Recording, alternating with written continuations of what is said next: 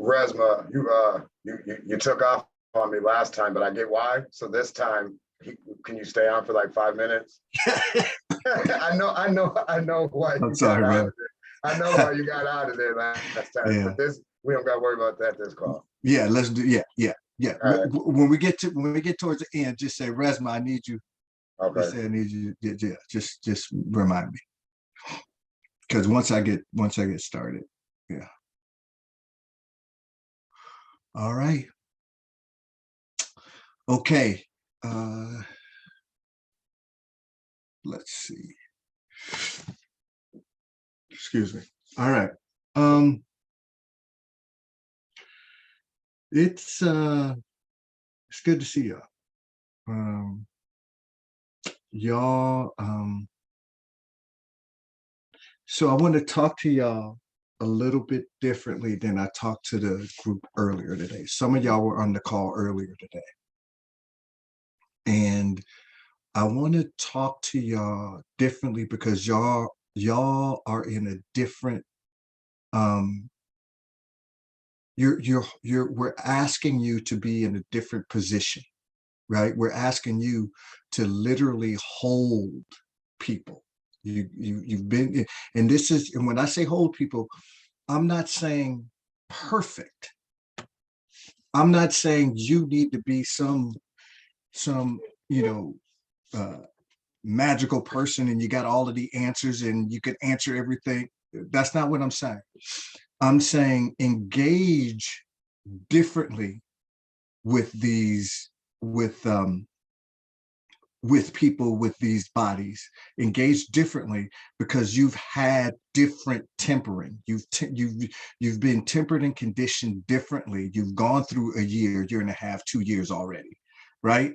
And so and you should be continuing your scribing, your triads, your all of those pieces that give you a different sense of how to tend to the field when you're engaging with people. Okay, so here's what I want to do for those people who were on the call earlier. I would like for you to just pause first before you answer this, but take a few minutes. What were the takeaways from you from the meeting earlier? And I want white bodies to start with this. What were the takeaways? What were the things that churned and had charge to it? What did you hear your colleagues say? What was the Mbasi that you took away from what you heard your colleagues say? And I want to start with the white bodies first.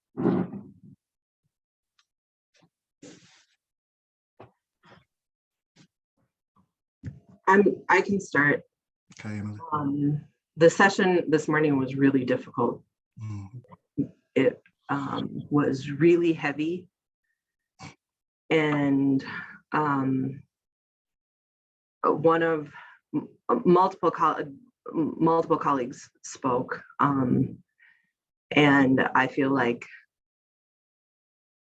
their willingness to share is a gift to us, but that a video of that session should be required reading for anybody trying to do this work.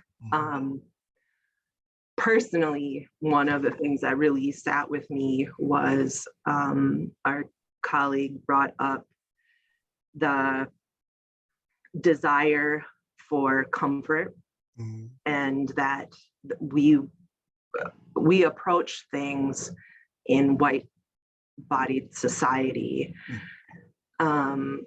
seeking ways to be more comfortable, and that in that we are seeking ways to be less human. And it really, really sat with me as a mother of a white boy who will be a white man in this white male patriarchal society and the obligation that I have to teach him not to desire comfort, not to wish to be. She used the WALL-E movie as an example. Like, nobody should be striving to be a blob watching Netflix. Yeah. Yeah.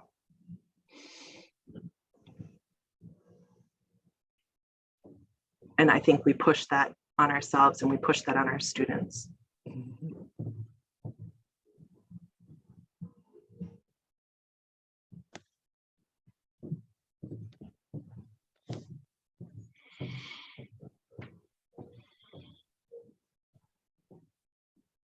Thank you.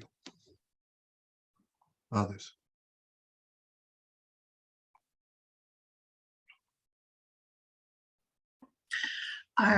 I talked with Emily after the session, so I echo much of what she said in our conversation.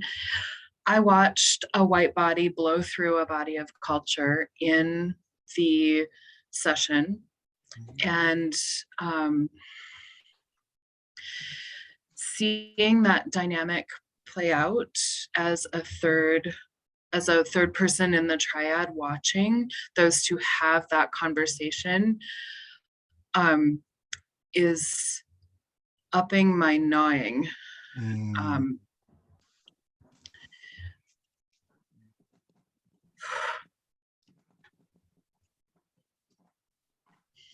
I co-sign that idea that that particular video of that particular session, with the consent of the people who spoke, I wish that it was reused. The people who contributed the labor, excuse me, not all the people who spoke, the people who contributed the labor. Yeah. I think check it with Radius and then figure out how to make that happen. I think it was an important session in terms of just grounding and what's important for culture building. And you said something, and I want to broaden it out to this group, that one of the things that I said in the session is that so often when things happen, white bodies want to genuflect to getting information and knowledge. And that's the reflex, is to, let's think about this differently. Let's get the information so we can do something differently. And one of the things that I've been saying is that if you skip over the gnawing to get to the knowledge will be inauthentic. I want to say that again. If you skip over the gnawing in your gut, the not knowing what to say, the collapsing, the rage, all of that stuff, as it goes uninterrogated, it becomes less and less useful to people. The gnawing is your humanity.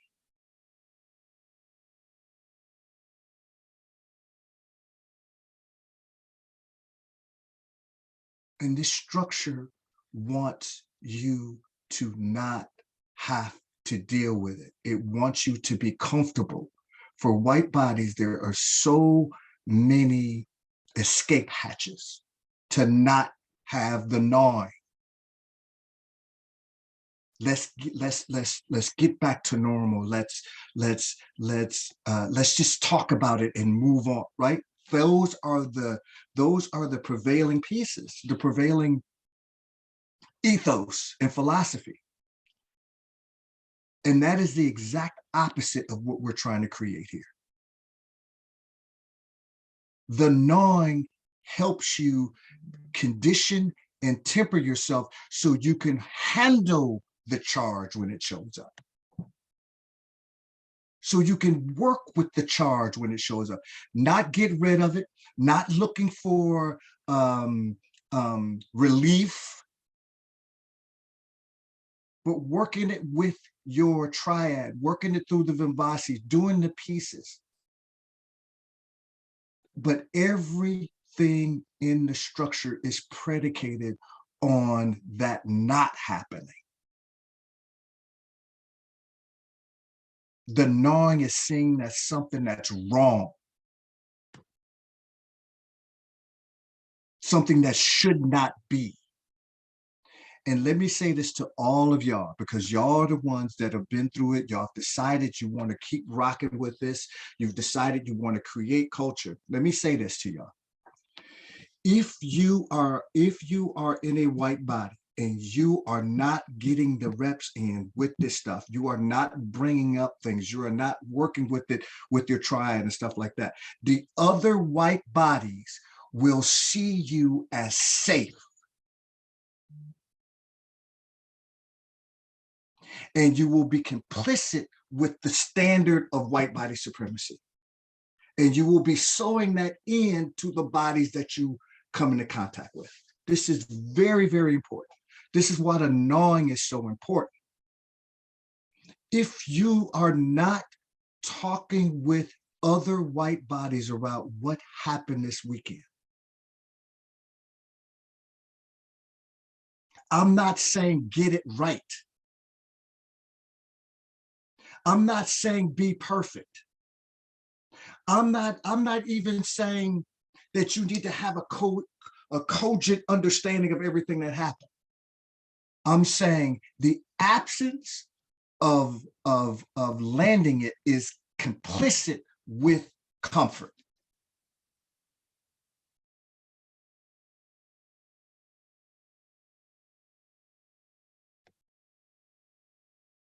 And your bodies need to be the place where the uncomfortableness is standard.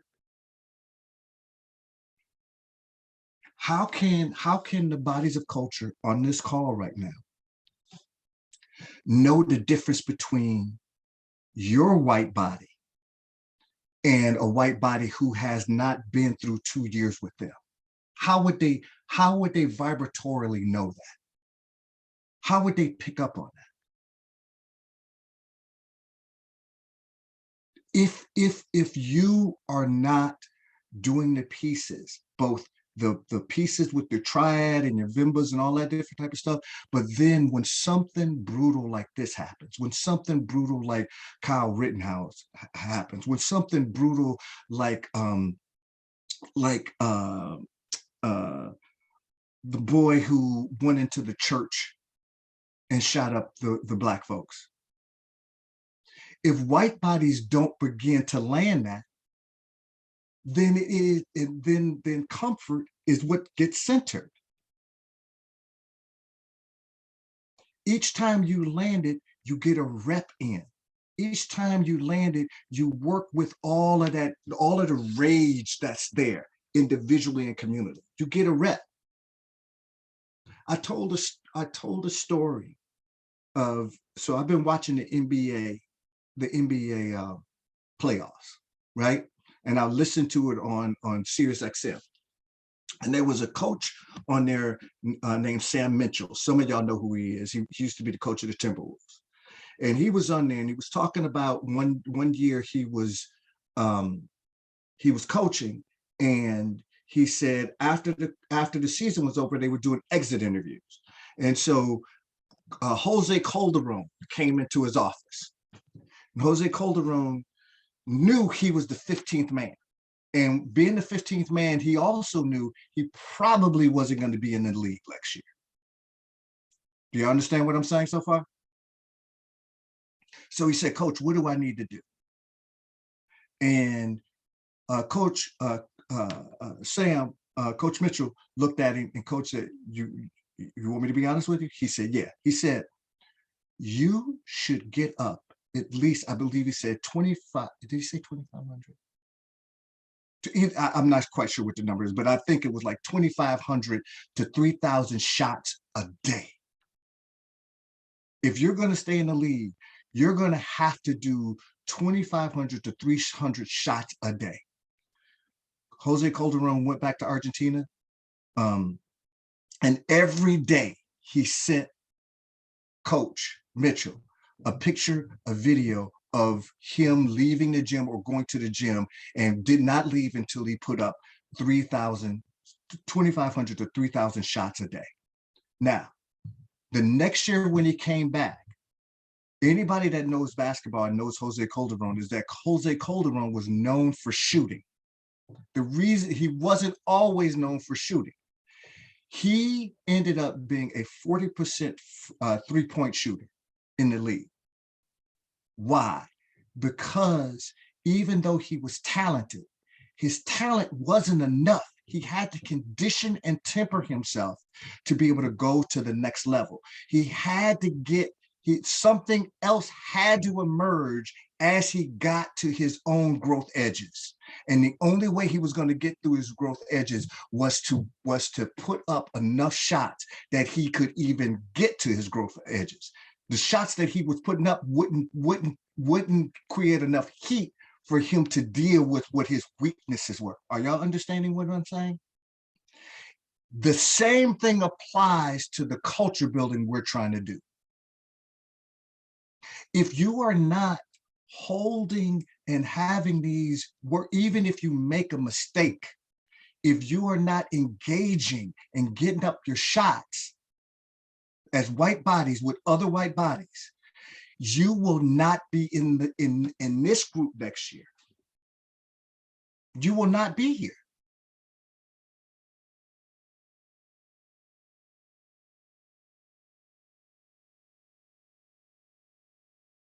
Y'all remember how many people we started with doing this? There's a lot more people showing up to these things when we first started. Y'all remember all the rah-rah? Y'all remember all the people saying, yeah, I want to do this, I'm committed? Y'all remember that? Look at the numbers now. Look at the numbers. Your people, remember when I said this to y'all at the beginning? Your people are not the people you start with, it's the people you end with. The people that ride with you, the people that you get reps in, the people that you see making the mistakes and coming back. The people that you see lose, that's what creates the communal glue, the communal glue. Not telling me you're an ally.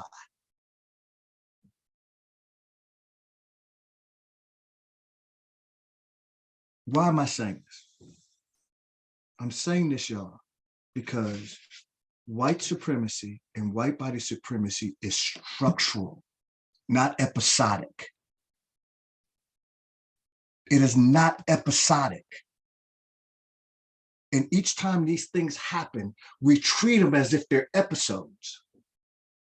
We don't treat them as if they're structural and they're connected to each other. The Kyle Rittenhauser piece of that young white boy murdering white people. Listen to what I'm saying. That young boy murdered white people. This ideology and this ethos and this philosophy is structurally supported. That ideology is connected to January 6th.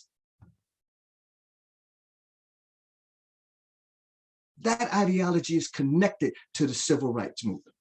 It's connected to the White Citizens Council. It's connected to, do you understand what I'm saying? And if you keep acting like it's episodic, then the people that you engage with will act like it's episodic because that's the standard.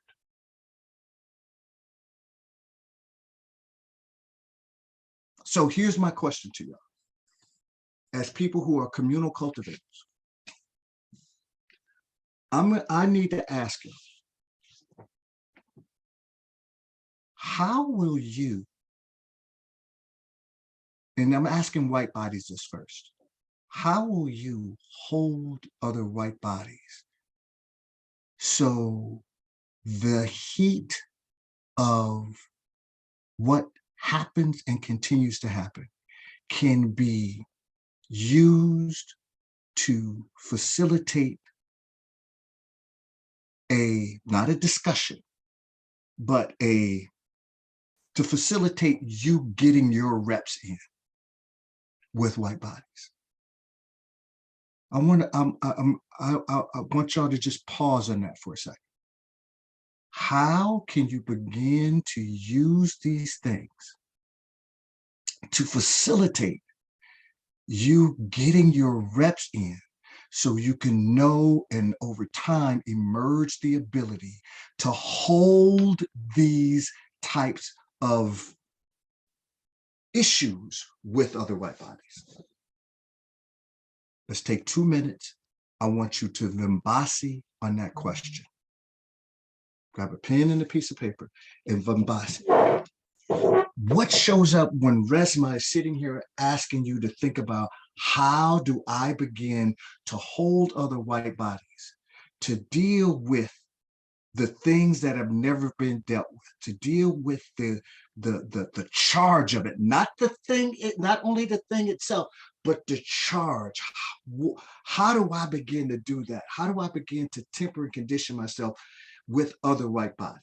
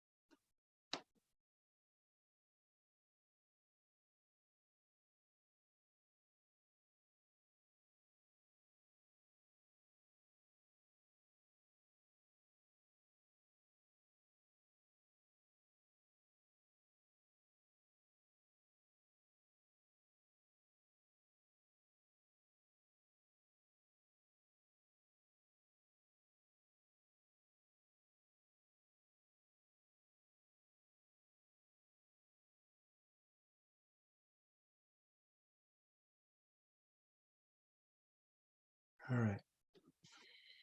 So I want to open this up. So I want white bodies right now to just, we're going to start talking about this.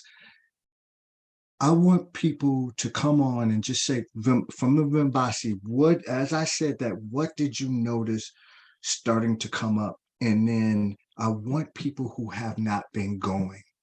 I want to start with white bodies that have not, if you have never opened up your mic, I need you to come forward. This is not about right and wrong. This is about reps.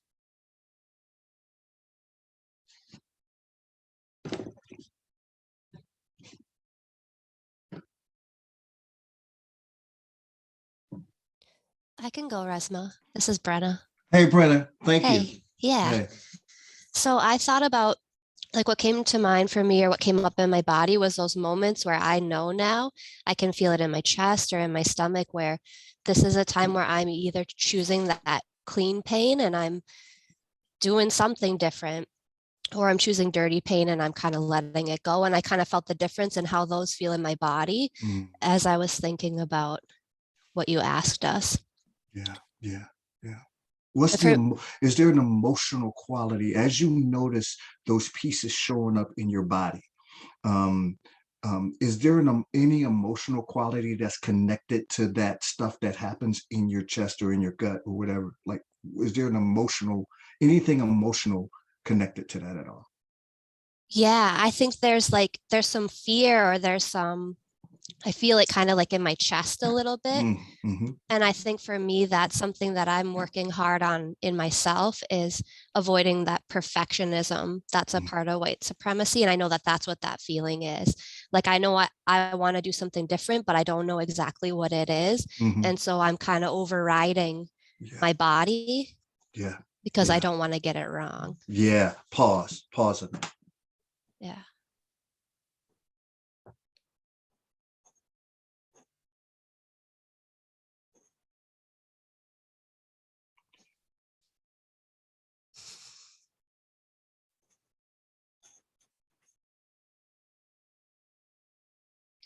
That fear and that override and that sensation and that gnawing in your chest is actually healthy. And I just need y'all to hear me say this, that the gnawing and the fear and the chest and the tightening in the chest, or whatever the sensate is literally your humanity. And when you give yourself an escape hatch with that, you literally pull back parts of your humanity. This is why the tempering condition, when you go for the comfort, you are literally pulling part of your humanity off the table. Everything is structured around white comfort. So when you are uncomfortable, that is your humanity gnawing, saying there's something else, something else, something else, something else can emerge, but it won't emerge if you don't work with it.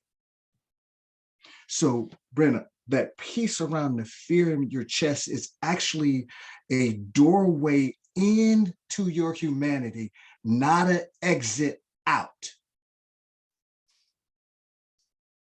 The gnawing in your chest and the pressure is the doorway in. Am I making sense here? Yeah, you are, Resmaa. And I think if I can pause, like you've taught us to pause, right? Then I can get there. I can see that instead of like as an unwelcome thing, as a beautiful, right? As my humanity, as something beautiful that I want. But because my response is conditioned to be so different for so long, I need to learn when it comes up in meetings or conversations or just moments in life, that it's okay to say, hold on a second, and then to slow down. That's it. That's it. Even if you can't articulate it, right? But you know, I can't articulate it, but I need to go back and move this through my triad. I need to go back and do my members, and I need to come back and read practice. And do you understand what I mean? Even if you can't do it, then over time, you would get, just like I said with the Jose Calderon thing, you're getting 3,000 shots up as opposed to walking off the court. Right? Brenda, this piece around the fear piece, there's a piece I want to say, in particular the white bodies. There's a piece that shows up for white bodies. I want to contextualize this. There's an energy in the book. I talk about a number of different types of energies that show up, fight, flight, freeze, right? And one of the energies is annihilation. It's called annihilation energy. It's that energy that shows up and you have the sense that you're not going to survive it, right? And I believe that is literally the fleeing energy that most white bodies never contended with. Most of the white bodies on this call came from white bodies that were fleeing something. And I believe most of the time they were fleeing annihilation. Am I making sense, y'all? So when it shows up now, There is no cognitive or consciousness that's going to help you go rationalize that, right? It is just, you just move into those pieces to protect yourself.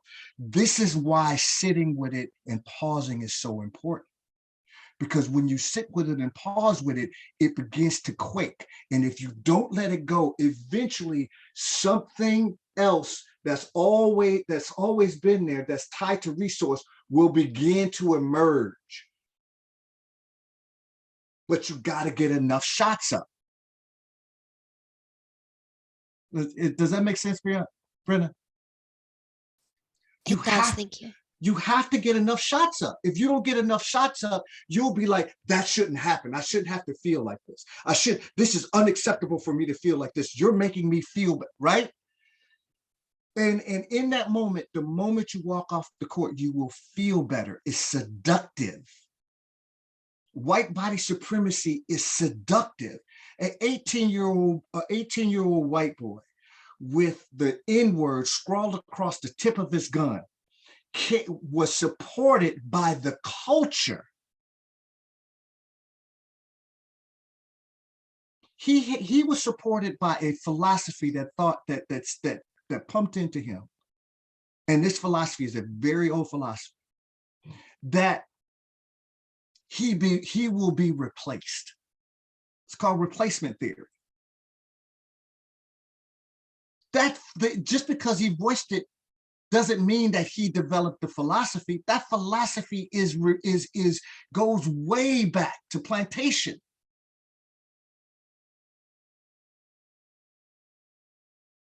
So the idea that he found a philosophy that helped him organize how he saw the world, to help him organize how he saw other people.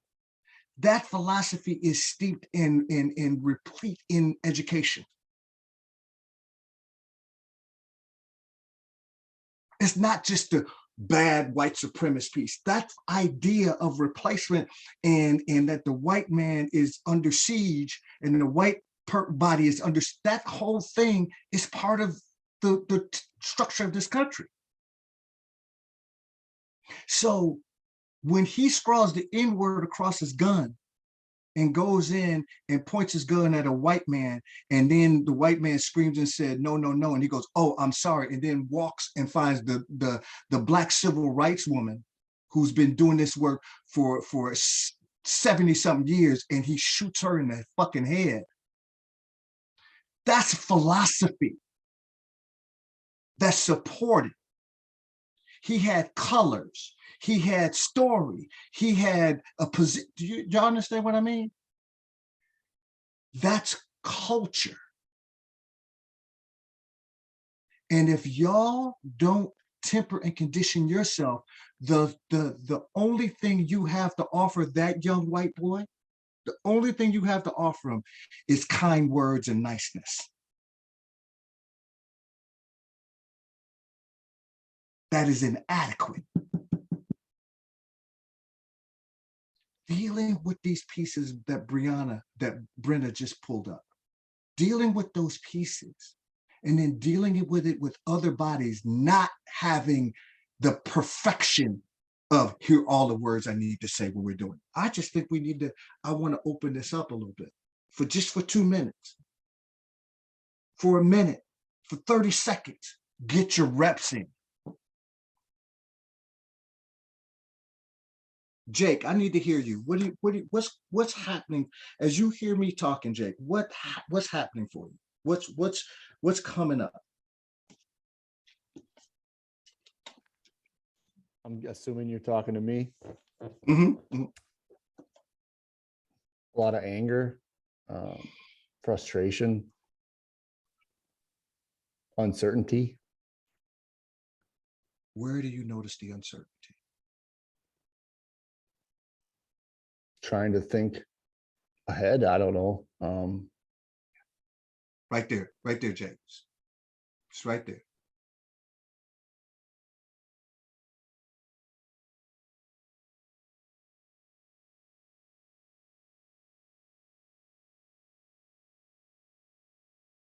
I want you to say that phrase again.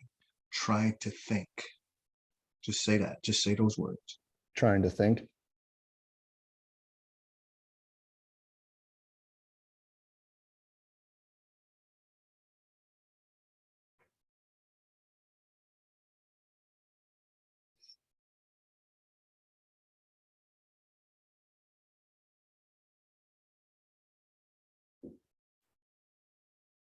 What's the speed of the thoughts right now? Is it, yeah, right Feels there. like my heart's gonna beat out of my chest. Yeah, right there, right there. Yeah. Right there, Jay.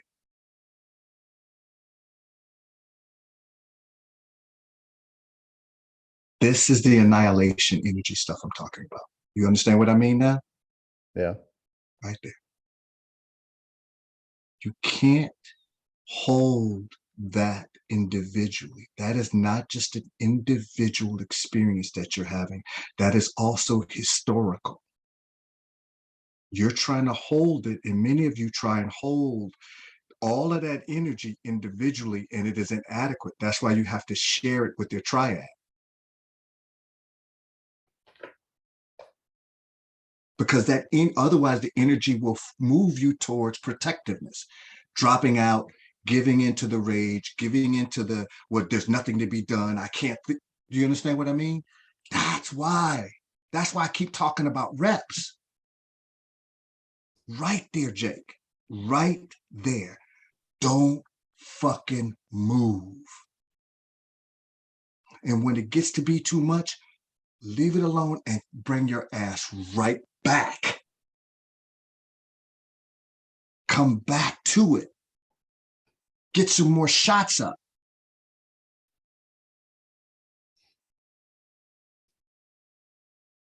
How does the frustration show up when it comes to this type of stuff? Race itself, it has a charge to it.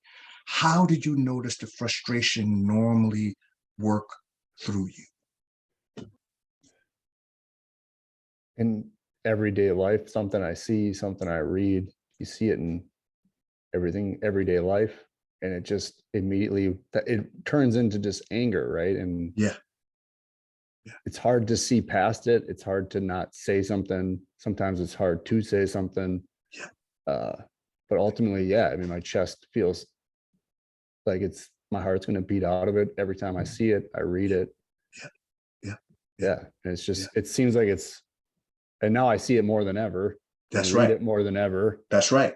And yeah, it's hard to wrap my head around it, right? Yeah. Let me ask this. It's hard. It's going to be hard to wrap your head around it. That's why you got to bring in your body. How often do you bring that stuff to your triad? Honestly, as of lately, rarely. Yeah. I feel like I just continue to repeat myself. I personally sometimes don't feel like I'm getting anywhere, but I come back to the same conclusion of just my heart beating up, anger coming. That's it. That's it. That's it. So can I work with you for a minute, Jake? If it's all right? Of course. And whenever y'all see me working with with one of y'all, do not assume that I'm working with just one of you. I'm working what Jake is talking about. There's not one white body that is not vibing with what Jake is expressing. This is the communal work we're doing. Okay? The way that you express it may show up in collapse. It may show up in fighting. It may show, do you understand what I mean? But don't just always understand that when I'm working with y'all, I'm talking about the communal pieces. So Jake, let me work with you for a second. So when you say, I keep repeating myself, I keep coming to the same thing over and over and over again, I haven't been bringing it back to my triad because I don't like hearing myself say it over and over and over again. Okay. Mm-hmm. Jake, have you ever played a musical instrument or sports or anything? Yeah, I played hockey. Hockey. When did you start playing hockey? Like, how old were you? 5 years old. 5 years old. Okay. I would venture to say that when you first started playing hockey, that you sucked ass, that you that you were horrible, right? You probably couldn't get up on your skates right and all this different type of stuff, right? Absolutely. But something said, I want to do this. And so therefore, I'm going to go through what I need to go through in order to get to where I want to be. Right? Right. You sucked for a while. You didn't suck for a week and then you was out there. You sucked for a while.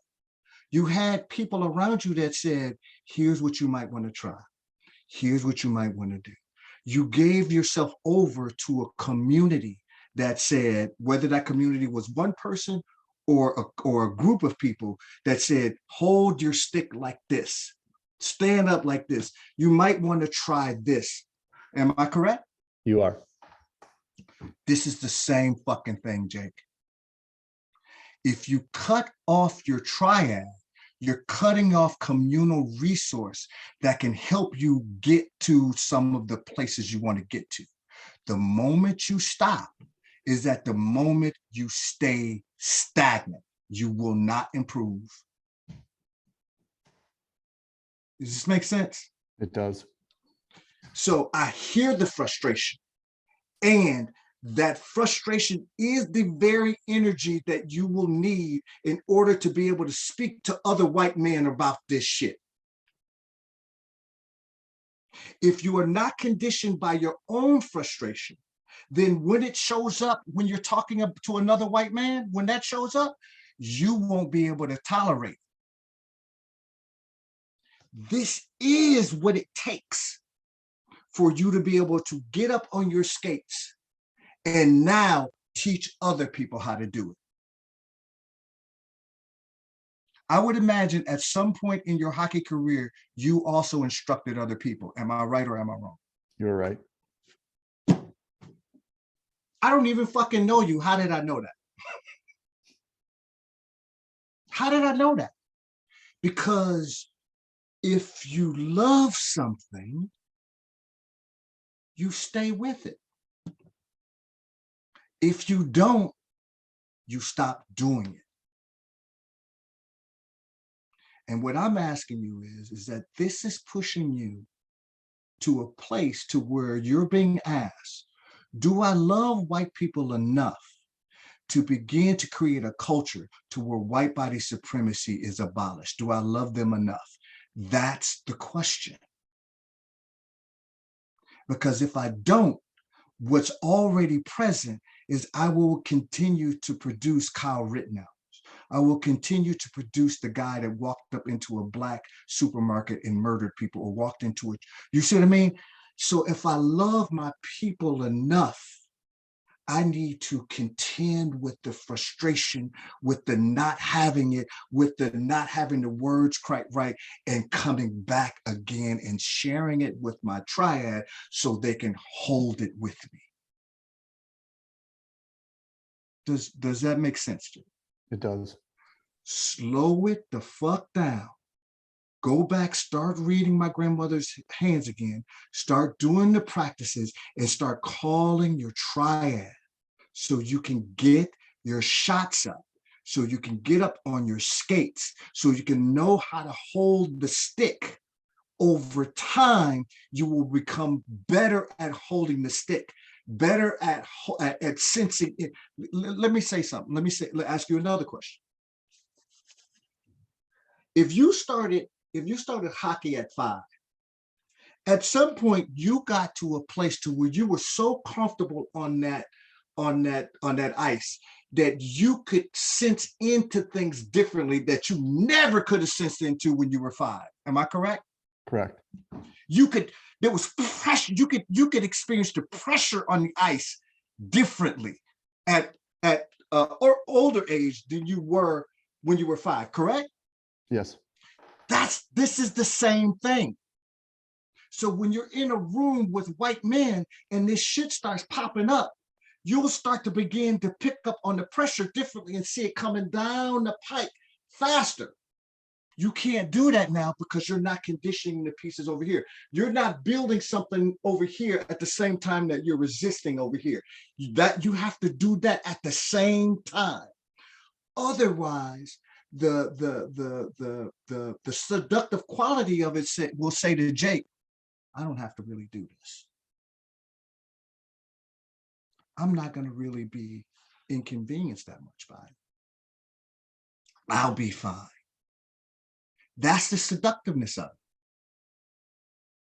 And I'm asking you, man, stay with it. Of course you suck.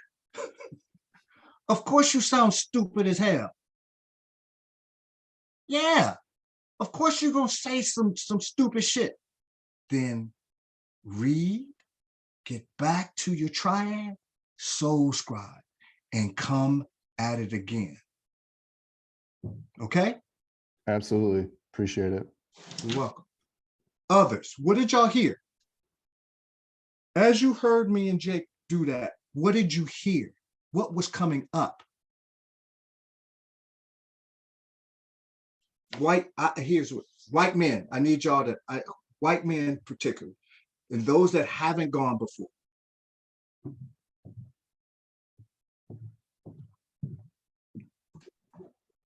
Yeah, hey, Resma, Greg. Hey, Ben. Hey, Greg. I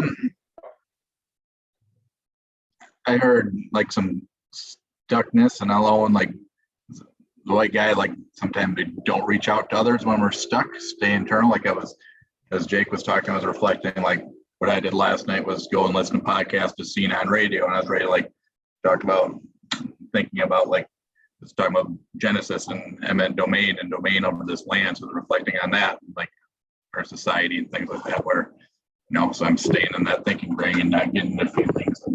That's it. And not getting into the body, not just feeling, not just emotional, but like Jake said, my chest feels like this, and I think I'm good, right? If you don't begin to work with that shit, it just ends up being this pall over you, right? You gotta work that shit with other white male bodies. The opposite doesn't exist. You literally have to create it with other white male bodies. Otherwise, Greg, otherwise, Jake, that white 18-year-old, that next white 18-year-old boy, if you don't fucking work it, how you gonna tell him to work it?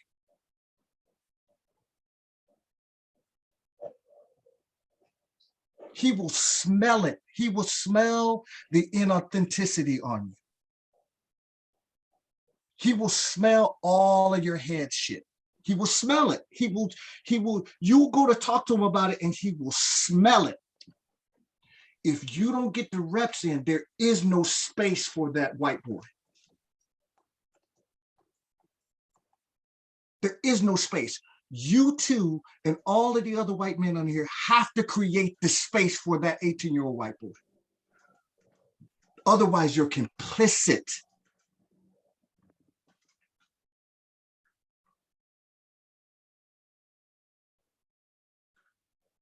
That's it. The people in your organization have to have some sense. The other white males have to have some sense that there's something else. Y'all have to create that. I'm specifically speaking to the white males right now. Y'all got, how would I know the difference between Ryan, Jake, and Greg and some white male and Ben and some white male body that I've never met? How would I know the vibratorial difference? The meaning making difference, the sensate difference. How would I know that if you don't work it yourself and cultivate it yourself? That's what these young white boys that y'all are raising, they need to have it be an experience, not just instruction. That young white boy he got instruction from people, but he also got an experience from people. You don't drive 3 hours to a place you've never been to if you didn't have an experience that this was true and right and aligned with your philosophy. Do you understand what I'm saying? I'm talking to the white man. If you don't provide something alternative to that, that's real and grounded and organic in you that they can pick up. If you don't provide that for them and you're just instructing them, you shouldn't do that.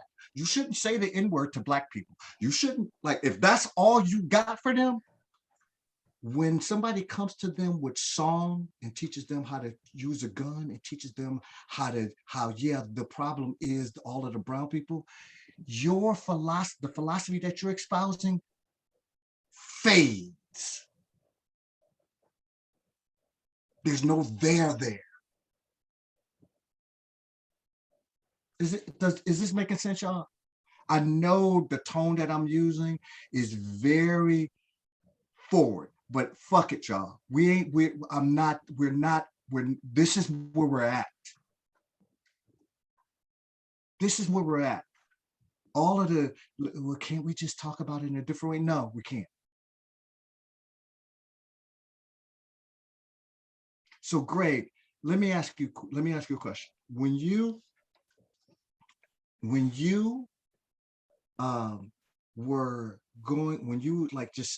start listening to the podcast, start doing this, where's this come, was there something in you that was gnawing at you when you were doing that?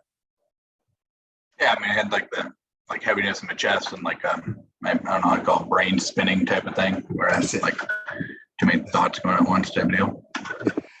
That, just like I said earlier, that was your humanity. That was your humanity saying, slow the fuck down, pause, deal with the quaking. Slow the fuck down, pause, deal with the quaking. I need to get more information. I need to get more.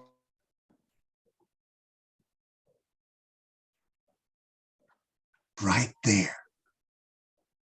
Right there. The thinking, the getting more information, I know that. That's my go-to. I know how to do that. Right?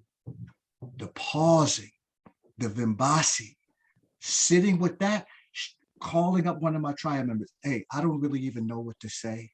I just need to hear your voice. I don't even know what to say. I just need to see you. I don't even know what to say.